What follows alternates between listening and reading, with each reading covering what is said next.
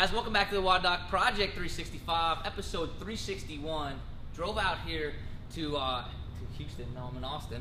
Austin, I got a little confused there. Austin, Texas, out here at CrossFit Central, Coach Hartwell, and we were talking after we did our second PMT course, and I saw something that he did that was really interesting, and had to do with the overhead squat. And we were looking at an overhead squat as evaluation, and basically we were looking at torsional deficits, right? Or basically when we talk about twisting, falling into a twisting plane or dumping into a twisting plane, and how do we know whether we should stabilize one region or whether we should mobilize one region?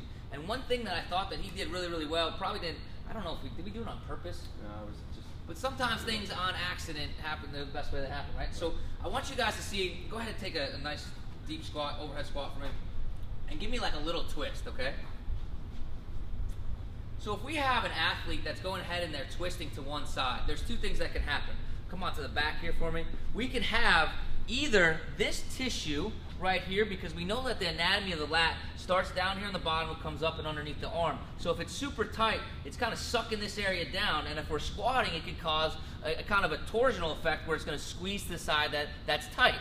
Or what can happen is this tissue on the left-hand side maybe not functioning or firing off as well as it could be, or maybe just this side is that much more strong than this side. So one of the things that we did, come on back up, is if we were suspecting tightness in this right side, what we did is we lifted just our left arm, just the left. Right arm is going to stay here. By doing this, this side right here, the side that we're talking about that we thought was the right tight lat, basically what happened is we're slacking that tissue. So ideally, if everything was perfect, Chris would go ahead, he'd take a squat, and that would neutralize any twisting fashion that he had, or a twisting deficit that he had. If it didn't, if he still had that, we could pretty reasonably say that it's not a tight lat or a tight LS that's causing that twisting fashion. Does that make sense? Does that make sense to you? Absolutely. All right, come on back up. So, in that case, what we look at, he's like, yeah, maybe. In that case, what we look at then is more looking at activation and pulling of the left side rather than the right. Cool? Not cool? Very cool. All right. Yeah. So guys, what we're trying to look at is instead of just blindly mobilizing or stabilizing, rather do it with a thought process. And this is one way that we can differentiate a twisting fault that we might see with the overhead squat. Hope that helps you guys out. Help me.